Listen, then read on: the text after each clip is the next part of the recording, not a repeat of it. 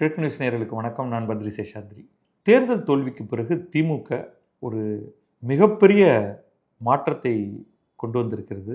உங்களுடைய ஒட்டுமொத்த அமைப்பிலேயே சில மிகப்பெரிய மாற்றங்களை கொண்டு வந்திருக்கிறார்கள். இதில் திமுக ஆதரவு பத்திரிகையாளர்கள் அப்படின்னா கிட்டத்தட்ட தமிழ்நாட்டில் இருக்கிற 99% பேர் அவங்க ஒரே புகழாரம். இது மிக மிக முக்கியமானது. கடந்த பல ஆண்டுகளில் இல்லாத மாதிரி இது ஒரு மிகப்பெரிய மாற்றத்தை கொண்டு வந்திருக்கிறார் ஸ்டாலின் அவர்கள்ட்டு. தோத்து போனால் இதெல்லாம் செய்ய வேண்டியதாக இருக்கும். என்னெல்லாம் பண்ணியிருக்காங்க அப்படின்னு பார்ப்போம். முதல்ல வயது உச்ச வரம்பு ஒன்றை உருவாக்கியிருக்கிறார்கள். இதுக்கு ஒரு ஹிஸ்ட்ரி இருக்குது. தோற்று போகிறாங்க, உடனே ஒரு குழு அமைக்கிறாங்க.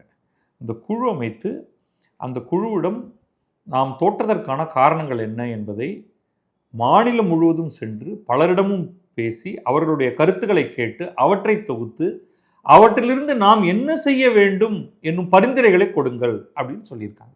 அதன் அடிப்படையில் பல பரிந்துரைகள் வந்திருக்கின்றன. அதை அவர்கள் M.K. ஸ்டாலினுக்கு கொடுத்திருக்கிறார்கள். அதன் அடிப்படையில் சில மாற்றங்களை இப்பொழுது செய்திருக்கிறார்கள்.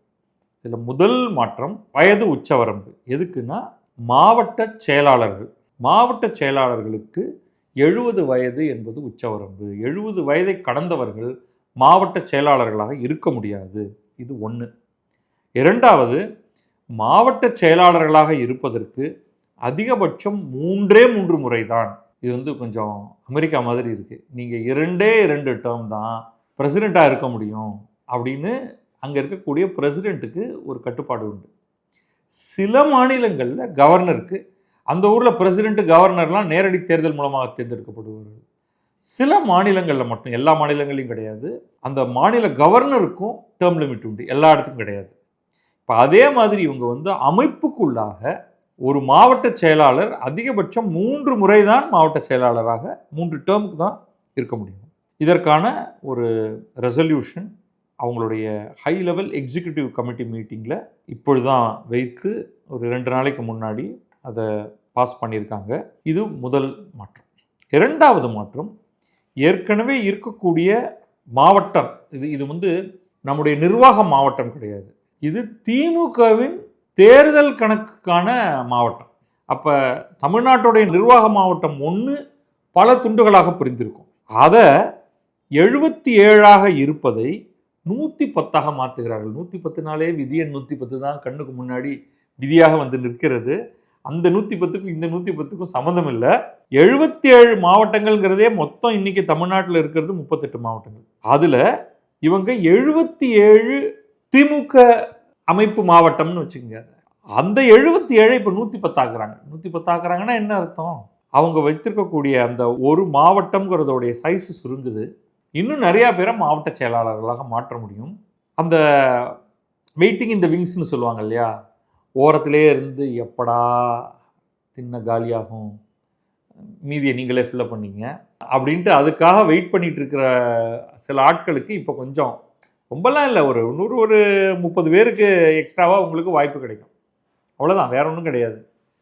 ஏன்னா பெரும்பாலானவர்கள் என்ன பண்ணிட்டு இருந்தாங்கன்னா, இந்த மாவட்ட செயலாளர் பதவிங்கிறது திமுக ரொம்ப ரொம்ப முக்கியமானது. அவங்களுக்கு பயங்கரமான பவர் உண்டு. பல விதங்களில் பவர்னு வச்சிங்களேன். பவருங்கிறது சம்பாதிக்கிறதுக்குமான ஒரு பவர் அப்படிங்கிறத தனியாக வைத்துக்கொள்ளும். அவங்க அந்த இடத்த விடவே மாட்டாங்க. ஒன்ஸ் பிடிச்சிட்டாங்கன்னா தங்களுக்கேற்ற ஆட்களுக்கு தான் தங்களுடைய டிஸ்ட்ரிக்டில் வரக்கூடிய தொகுதிகளில் சீட் வாங்கி கொடுப்பாங்க. இப்போ பாருங்களேன், 77 டிஸ்ட்ரிக்ட்டு 234 தொகுதிகள் அப்படின்னா ரஃபாக ஒரு மாவட்டத்துக்கு 3 லட்சம் தொகுதி வருது. இப்போ 110 மாவட்டங்கள் 234 தொகுதினா ஒரு மாவட்டத்துக்கு 2 தொகுதி தான் வருது. ஏதோ ஒரு சில மாவட்டங்களுக்கு மட்டும் 3 தொகுதி வரும். அப்போ 3 தொகுதியை கட்டுப்பாட்டுக்குள் வைத்து கொண்டிருந்த ஒரு மாவட்ட செயலாளருக்கு இப்போ 2 தொகுதி தான் கிடைக்கும். இப்போ அவருடைய பவர் குறையுது. ஒரு டிஸ்ட்ரிக்ட் யூனிட்டுக்கு 2 அசம்பிளி கான்ஸ்டிடுவன்சி தான் வரும். இவங்களுடைய ஓன் டீலிமிட்டேஷன். முன்னெல்லாம் இவர்களுடைய போராட்டமே மத்திய அரசு என்ன டீலிமிட்டேஷன் பண்ண போகிறது, அதை நாங்கள் எதிர்க்க போகிறோம் அல்லது ஆதரிக்க போகிறோம்னு சொல்கிறதுலேருந்து இப்போ திமுகவின் உள்கட்சி டீலிமிட்டேஷன் நடந்துட்டு இருக்கு. எந்த மாவட்டத்துக்குள் எந்த திமுக மாவட்டத்துக்குள் அப்படின்னு வச்சுக்கிறேன். நான் திமுக மாவட்டம்னு வச்சுக்கோங்க, சட்டமன்ற தொகுதிகள் வரும் என்பதை பார்ட்டி பிரசிடென்ட் திரு மு.க. ஸ்டாலின் அவர்கள் முடிவு செய்வார்.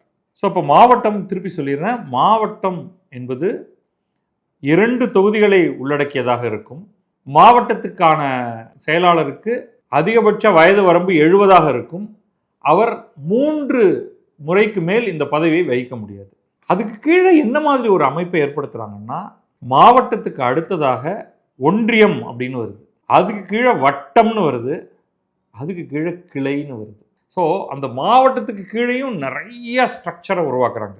ஏன் இந்த ஸ்ட்ரக்சர் அப்படின்னா, அப்படித்தான் நீங்கள் எண்ணற்ற பேரை உள்ளே கொண்டு வர முடியும். அதில் நம்ம கீழிருந்து ஆரம்பித்து மேலே போவோம். ஏற்கனவே மாவட்டத்தை பற்றி சொல்லியாச்சு.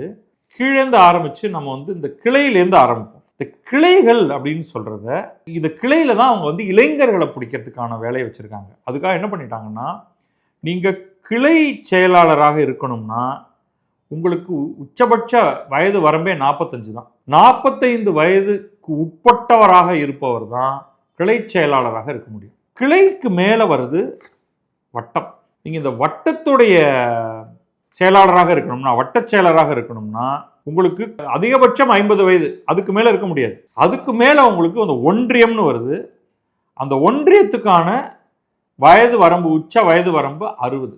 இந்த ஒன்றியமோ கிளையோ வட்டமோ இவங்க எல்லாருமே அதிகபட்சம் 2 டேர்ம் தான் இருக்க முடியும். ஸோ இப்போ நீங்கள் உள்ளே நுழையிறீங்க அப்படின்னா, நீங்கள் கிளை செயலாளராக ஆரம்பித்து ஒரு 2 டேர்ம் இருந்துட்டு, அதுக்கப்புறமா வட்டத்துக்கு வாய்ப்பு கிடைக்குதான்னு பார்த்து ஒன்றியத்துக்கு போய் அங்கேருந்து மாவட்டத்துக்கு போகணும். ஒரு ஸ்ட்ரக்சர் நல்லா இருக்குது, எனக்கு பிடிச்சிருக்கு.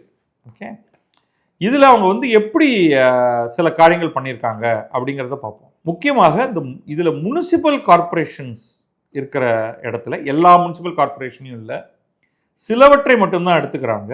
சென்னை, கோயம்புத்தூர், மதுரை, திருச்சி, சேலம், இந்த இடங்கள்ல தான் அவங்க கிளைகள் அப்படிங்கிறத உருவாக்குறாங்க. மற்ற இடத்துலலாம் பிற பகுதிகளெல்லாம் கிளைகள் உண்டான்னு தெரியல. பட் இந்த இடத்துல கிளைகள் உண்டு. எல்லா மற்ற மாவட்டங்களுக்குள்ளேயும் இந்த மாதிரி நகரங்களாக இல்லாமல் பகுதிகளாக இருக்கலாம். இந்த கிளைகளுக்கு தான் நம்ம சொன்னோம் 45 வயது உச்சவரம்பு, இளைஞர்களை அதிக எண்ணிக்கையில் உள்ளே கொண்டு வரணும் அப்படிங்கிறதுக்காக. அதுக்கு மேலே அவங்க உருவாக்குறது வட்டம், ஒன்றியம். இப்போ வட்டம் எடுத்துக்கிட்டிங்கன்னா, ஒரு உதாரணத்துக்காக அவங்க சொல்கிறது, இப்போ சென்னையை எடுத்துக்கிட்டா, சென்னையில் வட்டம் அப்படிங்கிறது என்ன பேசிஸில் உருவாக்குவீங்க அப்படின்னா, 10,000 வாக்காளர்கள் இருக்கிறது ஒரு வட்டம் சென்னையை பொறுத்த வரைக்கும். பிற முனிசிபல் கார்பரேஷனில் 5,000 வாக்காளர்கள் இருந்தால் அது ஒரு வட்டம். இங்கே தான் ஏஜ் லிமிட் 50, அவருக்கும் 2 டேர்ம் தான். சென்னை போன்ற இடங்களில் இந்த ஒன்றியம் ஈக்குவலண்ட் எடுத்துக்கிட்டிங்கன்னா 40,000 ஓட்டர்ஸ். மற்ற மாவட்டங்கள், மற்ற ஊர்கள்லாம் எடுத்துக்கிட்டிங்கன்னா இந்த ஒன்றியம்ங்கிறது 30,000 வாக்காளர்கள் இருக்கக்கூடியது மாதிரி இருக்கும். இவங்களுக்கு ஏஜ் லிமிட் 60, இவங்களும் 2 டேர்ம் தான் இருக்க முடியும். ஸோ இதில் 40,000, 30,000 அப்படிங்கிற மாதிரி ஓட்டர்ஸ் எடுத்துங்க. அப்போ உங்களுக்கு என்ன ஒரு கணக்குன்னா, இப்போ சென்னையை உதாரணமாக எடுத்துப்போம். சென்னையில் ஒவ்வொரு 40,000த்துக்கும் ஒரு ஒன்றிய செயலர் இருப்பார். அவருக்கு கீழே 4 கிளை செயலாளர் இருப்பார். ஏன்னா ஒரு கிளை செயலருக்கு 10,000 வாக்கு சென்னையை பொறுத்த வரைக்கும். 4 கிளை செயலர் சேர்ந்தால் ஒரு ஒன்றியம். அதுக்கப்புறமா 2 அசம்பிளி கான்ஸ்டிடுவன்சி சேர்ந்தது ஒரு மாவட்டம். இது ஒரு அட்மினிஸ்ட்ரேட்டிவ் யூனிட் ஆயிடுது. இதே மாதிரி உங்களுக்கு வெவ்வேறு ஊர்கள்லேயும் இதே ஸ்ட்ரக்சரில் நம்பர் மாறும். இப்போ 30,000 பேர் உள்ள ஒரு ஒன்றியம் எடுத்துக்கிட்டிங்கன்னா அதுக்கு கீழே வட்டம், கிளை, இதுக்கெல்லாம் அப்ரோப்ரியேட் நம்பர் இருக்கும். வட்டமோ கிளையோ அந்த இடத்துக்கு தகுந்த மாதிரி அதை முடிவு பண்ணுவாங்க. இது எனக்கு இன்னும் சில விஷயங்கள் கம்ப்ளீட் கிளாரிட்டி இல்லை. அது ஃபைனலாக அவங்க அதை ஒரு பப்ளிஷ் பண்ணி ஒரு செயலாளர்கள் லிஸ்டெல்லாம் போட்டு பார்க்கும்பொழுது தான் தெரியுது எப்படி இருக்குன்னு. இது நாள் வரைக்கும் இந்த அளவுக்கு ஆழமாக நானே ஒரு கட்சியுடைய அமைப்பை நான் பார்த்தது கிடையாது. திமுக இவ்வளவு தீவிரமாக இதை செயல்படுத்துகிறாங்க அப்படிங்கும்பொழுது அதை கொஞ்சம் ஆழமாக பார்க்கறது அவசியமாயிடும். இப்போ சேலஞ்சஸ் வருது. என்ன சேலஞ்ச்? 70 வயசுக்கு மேலே இருக்கிறவங்கள என்ன பண்ணுறது? பாரதிய ஜனதா கட்சி ஒரு கட்டத்தில் மார்கதர்ஷக் மண்டல் அப்படின்னு ஒன்று உருவாக்கி, அதை அர்த்தம் புரியலைன்னா விட்டுருங்க, வழிகாட்டுபவர்களுக்கான ஒரு குழு அப்படின்னு சொல்லி, உங்களுக்கே வழி தெரியல, கண்ணும் போயிடுச்சு காதும் போயிடுச்சு, எல்லாரும் போய் அங்கே உட்காந்துருங்க அப்படின்னு சொல்லி ஒரு ரூம்குள்ளே போட்டு பூட்டி விட்டாங்க. அதுதான் அவங்களுக்கு மார்கதர்ஷக் மண்டல். அது சந்திக்கவே இல்லை, அது எந்த வழிகாட்டுதலையும் செய்யலை. இங்கே என்ன செய்ய போகிறாங்க அப்படின்னு தெரியல. அதுக்கு உடனே அமைப்பு செயலர் RS பாரதி என்ன சொல்லிட்டாருன்னா, கவலைப்படாதீங்க, ஏன்னா இவருக்கே 70 வயசு தாண்டி போயிடுச்சு. 70 வயதை கடந்த மூத்த நிர்வாகிகளுக்கு வயது மற்றும் அனுபவத்துக்கு ஏற்ப தகுந்த பொறுப்புகள், பதவிகள் வழங்கப்படும். யாரையும் கட்சி ஒதுக்கி விடாது அப்படின்னு அவர் சொல்லியிருக்காரு. ஏன்னா ஒரு லிஸ்ட்டு பாருங்கள், யார் யாருக்கு ஒரு 13 பேருக்கு வந்து 70 வயசுக்கு மேலே அவங்க மாவட்ட செயலாளராக இருக்காங்க. அதில் வந்து யார் யாருன்னு பார்ப்போம். காஞ்சிபுரம் தெற்கு சுந்தர் 72 வயது, ராணிப்பேட்டை ஆர் காந்தி 80 வயது. இவருக்கு முதல்ல சீட்டு தராமல் இவருடைய பையனுக்கு சீட்டு தரத்துக்கு போயிட்டாங்க. ஆனால் இவர் போராடி சீட்டு வாங்கி தோற்று போயிட்டார், அது வேற விஷயம். திருவண்ணாமலை தெற்கு ஏவா வேலு 75 வயசு, விழுப்புரம் வடக்கு செஞ்சி மஸ்தான் 71 வயசு, சேலம் கிழக்கு சிவலிங்கம் 75, ஈரோடு தெற்கு முத்துசாமி 77, தஞ்சாவூர் வடக்கு சாக்கோட்டை அன்பழகன் 72, புதுக்கோட்டை தெற்கு ரகுபதி 76, மதுரை மாநகர் தளபதி 70, தேனி தெற்கு ராமகிருஷ்ணன் 77, விருதுநகர் KKSSR ராமச்சந்திரன் 77, தூத்துக்குடி தெற்கு அனிதா ராதாகிருஷ்ணன் 74, திருநெல்வேலி மேற்கு ஆவுடையப்பன் 81. இவர் தான் ஓல்டஸ்ட். இவங்க எல்லாம் வந்து தங்களுடைய பதவிகளை இழக்க நேரிடும் இல்லைங்களா? இப்போ இவங்கெல்லாம் வந்து அவசரமாக தங்கள் பசங்களை வந்து தயார் பண்ணணும் அந்த இடத்துக்கு கொண்டு வரதுக்கு. அப்போ இவங்கெல்லாம் வந்து இவங்களை என்ன பண்ணுவாங்கன்னா, இவங்களுக்கு வந்து ஒரு மூத்தோர் நிர்வாக குழு அப்படின்னு ஒன்று போட்டு அதுக்கான ஒரு தனி குழு சந்திப்பு நடக்கிற மாதிரி ஒன்று பண்ணிடுவாங்க. பார்க்கலாம் அதெல்லாம் என்ன பண்ண போகிறாங்க அப்படின்ட்டு. பட் இது ஒரு மேசிவ் ஓவர்ஹால் ஒன்று பண்ணுறதுக்கான ஒரு ஷேக்கப் அப்படின்னு சொல்லலாம். எனக்கு இந்த இது பிடிச்சிருக்கு. ஆக்சுவலாக வந்து ஒரு கட்சி தோற்று போய்விட்டால் துவண்டு போய்விடாமல், தவைக்கல சில அமைச்சர்கள்லாம் கேலியாக சொல்கிறாங்க, அறிவாலயத்தை இனிமேல் வாடகைக்கு விட்டு விடுவார்கள், அங்கே யாருமே போகிறதில்ல, வெள்ளை அடித்து அந்த இடத்தை கல்யாண மண்டபமாக ஆக்கி விடுவார்கள் அப்படின்லாம். அப்படி இல்லை.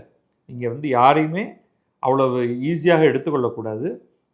அமைப்பை புத்துயிர்ப்பு கொடுத்து ரிஜுவினேட் பண்ணி அதில் இளைஞர்களை கொண்டு வந்து கடினமாக உழைக்க விரும்புபவர்களை களத்தில் இறக்கிவிட்டால் அவங்க உங்களுக்கு டஃப்பான ஃபைட்டு கொடுப்பாங்க. அதை நீங்கள் வந்து தாண்டி போயிட முடியாது. Nobody can write off DMK. இதை அவங்க எப்படி இதை அவங்க செயல்படுத்துகிறாங்க அப்படிங்கிறத பார்ப்போம்.